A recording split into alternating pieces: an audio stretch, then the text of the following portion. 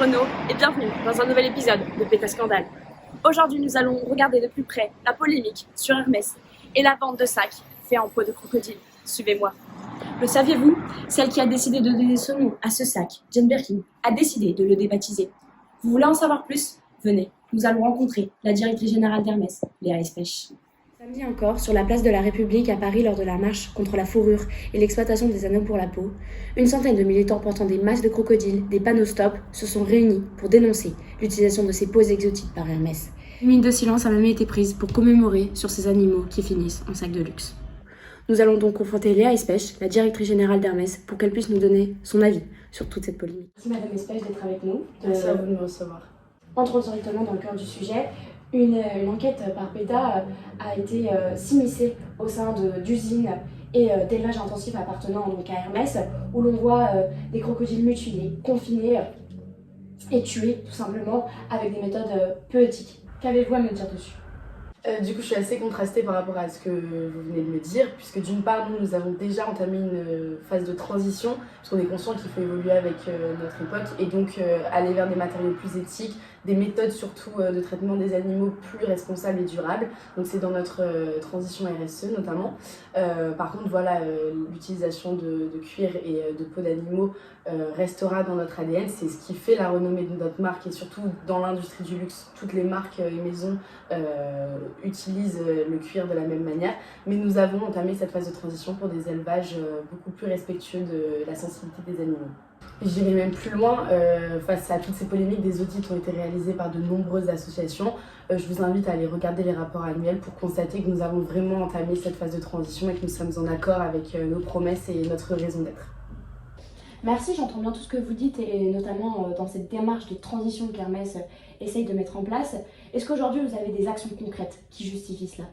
Alors, tout à fait, on a récemment mis en place un comité qui concerne la bientraitance animale et donc en lien avec tout ce scandale sur l'utilisation des crocodiles et des abattages, etc.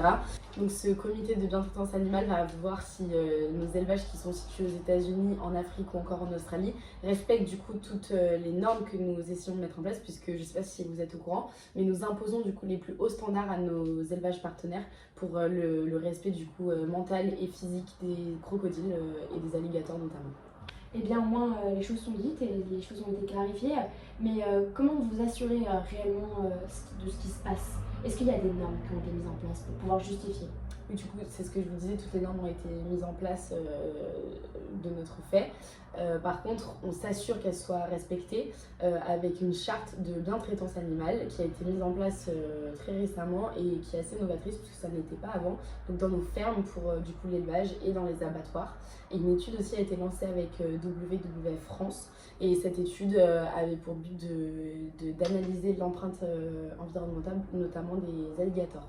Merci beaucoup Léa Espèche. Je me permets de rebondir à vos propos lorsqu'on sait que Jane Birkin a voulu débaptiser le sac Birkin étant donné qu'il porte son nom. Qu'avez-vous à nous dire sur cela? Est-ce que le problème a été arrangé lorsqu'on sait qu'elle veut finalement se désassocier de la marque? Donc effectivement, c'est une polémique qui a fait beaucoup de bruit puisque le Birkin est un sac très connu de notre maison. Nous avons réussi à convaincre Jane Birkin de notre total engagement pour vraiment continuer dans cette phase de transition avec des méthodes d'élevage et d'abattage beaucoup plus éthiques et responsables. Et c'est pour ça qu'il y a de nombreux audits qui ont été mis en place à notre demande pour les réseaux d'élevage partenaires que nous avons. Du coup, autant au niveau des conditions de travail des salariés que des conditions d'abattage et du traitement des animaux. Nous avons vraiment décidé d'entrer dans cette phase où l'animal est vraiment primordial et la santé mentale de l'animal surtout. Et donc Jane Birkin s'est dite satisfaite des dispositions que nous avons prises. Et donc nous avons décidé de poursuivre notre relation de longue durée avec Jane Birkin. Merci beaucoup. Mais comment avez-vous pu mettre tout ça en place aussi rapidement ? Alors, nous avons été très chanceux, nous avons trouvé une entreprise d'audit qui est spécialisée dans le management responsable. C'était très nouveau pour nous de faire appel à un cabinet extérieur, mais donc nous avons pu, grâce à notre conseillère Nel Pédorier, trouver du coup de nombreuses phases de transition pour notre maison.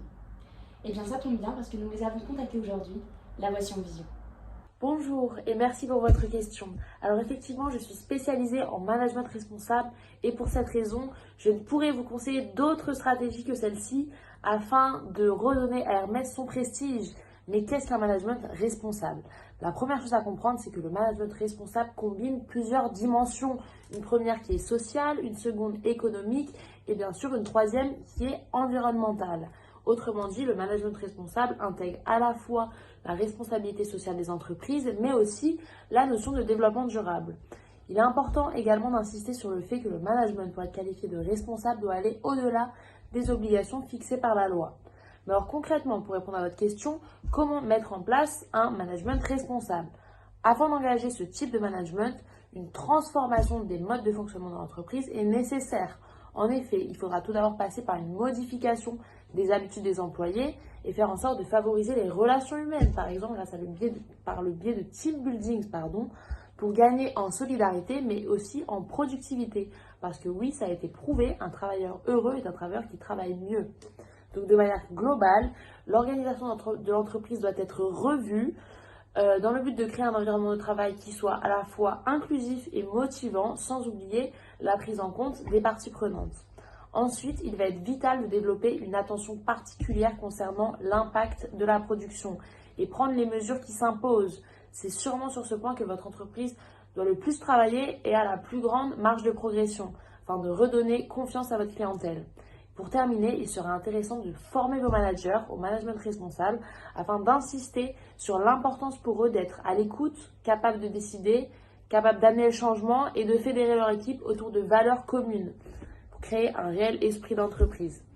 Et dernier petit conseil, la mise en place d'objectifs, que ce soit au niveau social, économique ou environnemental, est un bon outil pour se lancer dans la bonne direction et vous permettre de voir déjà quel chemin vous avez parcouru et ce qui vous reste à entreprendre. Merci de m'avoir écouté et bonne chance. Et pour plus d'interviews et d'éditions spéciales comme celle avec Hermès, retrouvez-nous sur notre site peta.com. À bientôt.